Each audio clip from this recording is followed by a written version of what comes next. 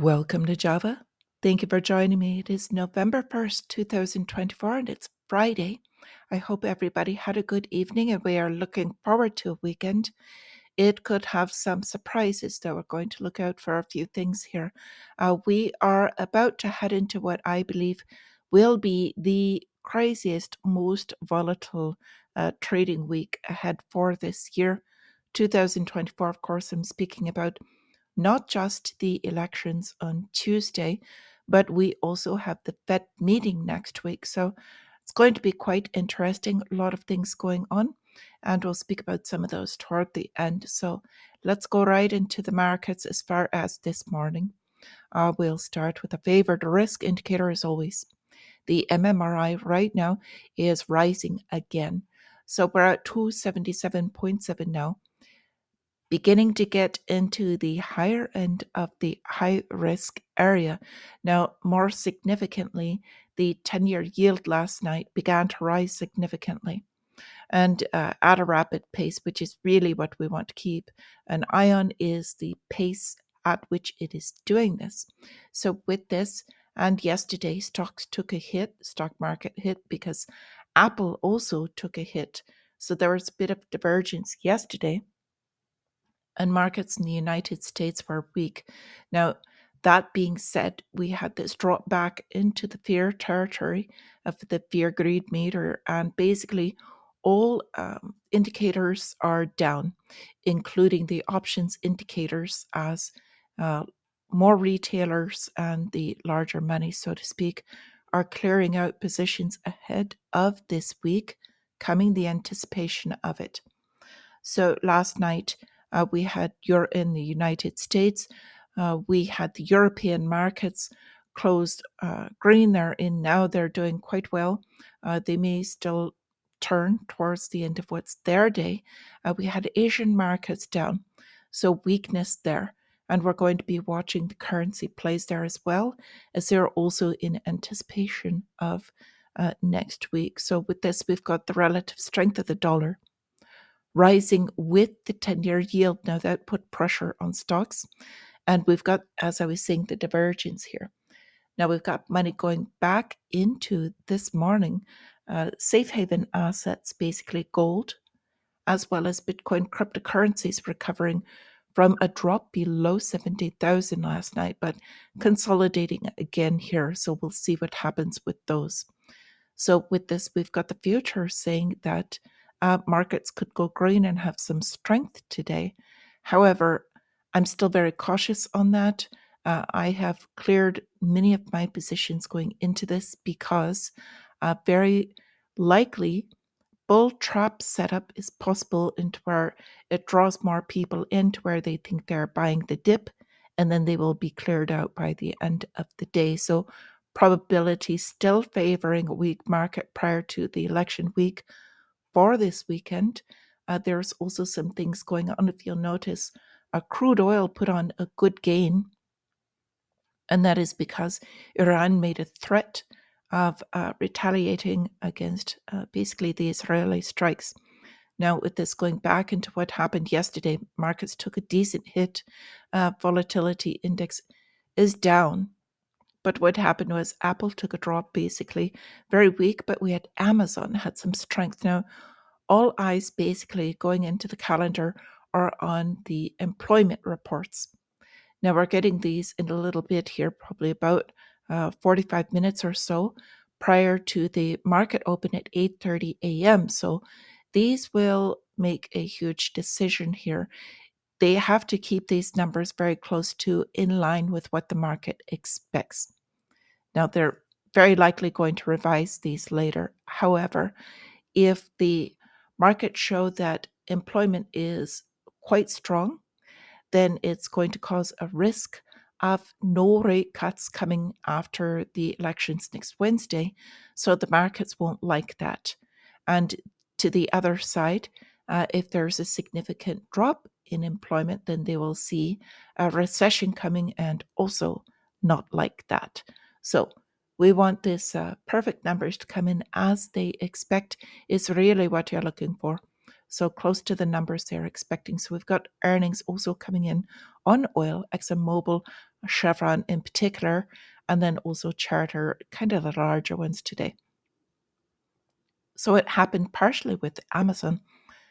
They've got their web services and have been speaking about this, but now they are in the background creating a partnership with Binance.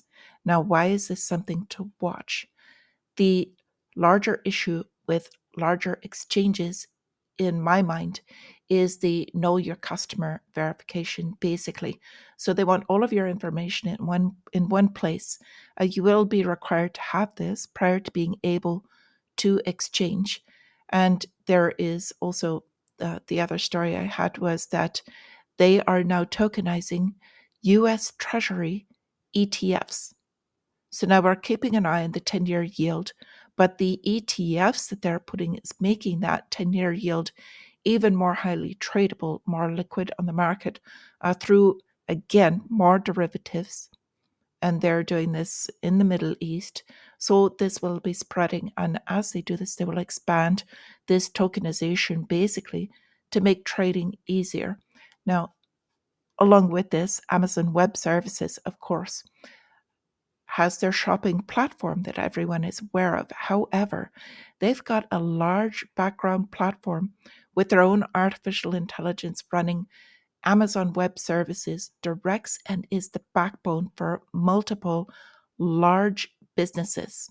So much more than just shopping platform, much more than now combining with an exchange cryptocurrency platform. So definitely one to watch here, aside from the fact that obviously if they're keeping all of your information in one place, which includes your biometrics, because if you remember, they also own Whole Foods, which has been scanning palms. So something to watch going forward here. Now we've got the banking of international settlements. I spoke about this a little bit before, but they've got their project Enbridge, and it's coming back into light because a lot more BRICS countries are basically looking at using this platform. It is the rails for central bank digital currencies. And the BIS is looking into them as far as them possibly skirting sanctions and also basically money laundering in a different way. So could have some issues here, but basically what this means in real form is that they may use something else for central bank digital currencies to run on, although this is the strongest project at the moment. Now, I'd like to go into a few other things. We've got, as I was saying, oil prices are rising. Iranian commanders were vowing to respond to this Israeli attack that had happened. So with this, there's always, the oil concern about supply going down, so it increases the price. We're going to watch oil here. It's in an interesting spot where it could actually break either direction at this point in time. So we've got the West now considering a quote unquote draw in the Ukrainian conflict now. This was brought up by Belarusian President Lukashenko, basically saying that the whole reason they're still at war is the ambitions of one person alone, of course, speaking of Zelensky, who is now outside of his term of office, technically. So, with this being the main obstacle to peace, because the Russia has come to the table and they have been basically rejected a few times now. So, kind of growing weary of this. They're running low on troops and a lot of other things that are happening with this. So, with this, we've got more tension happening in Asia as well. And we've had the Pentagon Secretary come out, Austin, saying that the United States is ready now to back South Korea with nuclear weapons because North Korea now sending troops over there with the proxy war with Russia. So now we're hitting on two fronts, Russia as well as arming with South Korea because North Korea began launching missiles as well. Now, really, they're saying we're arming South Korea, but the whole reason is in US interest, self-interest, of course. Now I can't speak about this last one much, but they're talking about a new, basically, issuance of a chemical that you can put in you directly internally, available on demand.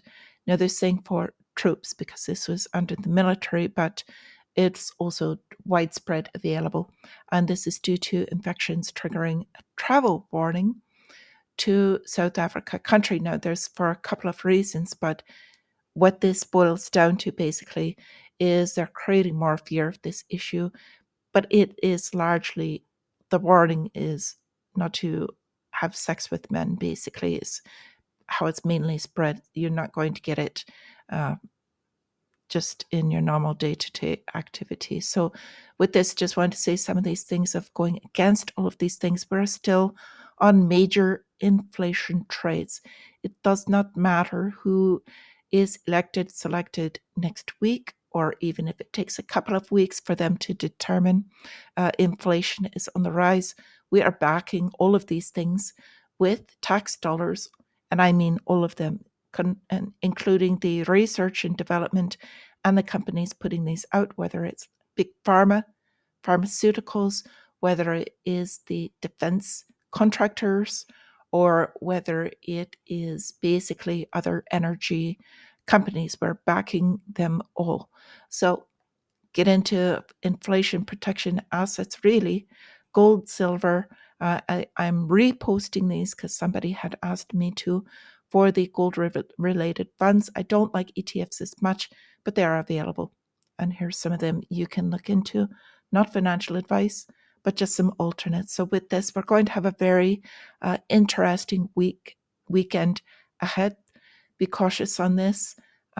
If you are trading this, there's a lot of volatility, therefore a lot of opportunity. However, very high risk, and also events happening not just in the market. So with this, I wish you all a wonderful weekend, and we'll see you again. So until we do, stay free.